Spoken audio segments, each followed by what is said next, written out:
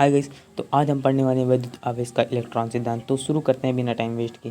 सभी पदार्थ परमाणु से मिलकर बना होता है। तो सबको पता है कि जितने भी पदार्थ हमारे आसपास में है वो परमाणु से मिलकर बना है तथा परमाणु का संपूर्ण भाग कहाँ पर स्थित होता है? केंद्रीय भाग में स्थित होता है, जिसे हम नाभिक कहते हैं। परमाणु का जो संपूर्ण भार होता है वो नाभिक में उपस्थित होता है, जिसे हम न्यूक्लियस कहते हैं। नाभिक में दो प्रकार की मूल कण पाए जाते हैं। न्यूक्लियस में दो प्रकार की मूल कण पाए जाते हैं, जिसे हम पहला प्रोटॉन और दूसरा इलेक्ट्रॉन।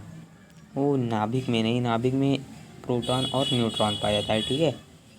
प्रोटॉन पर धन आवेश तथा न्यूट्रॉन उदासीन होता है। प्रोटॉन पर धन आवेश तथा न्यूट्रॉन उदासीन होता है। ठीक है। प्रोटॉन पर धन आवेश तथा न्यूट्रॉन उदासीन होता है।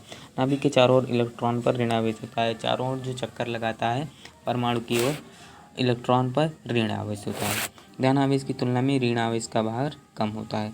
ठीक है। ऋण आवेश का भार कम होता है, धन आवेश का भार ज़्यादा होता है।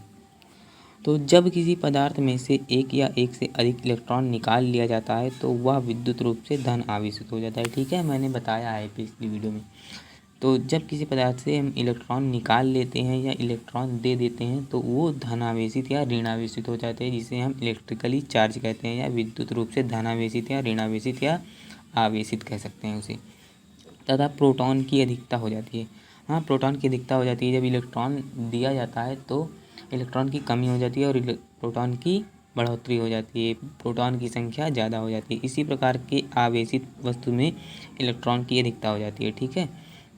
जब किसी पदार्थ में से एक या एक से अधिक इलेक्ट्रॉन निकाल लिया जाता है तो वह विद्युत रूप से धन आवेशित हो जाता है। धन आवेशित कम हो जाता है, इलेक्ट्रॉन की संख्या कम हो जाता है, इसलिए वो धन आवेशित हो जाता है। ठीक है। धन आवेशितों की संख्या ज़्यादा हो जाती है, इसलिए वो धन आवेशित हो जाता है।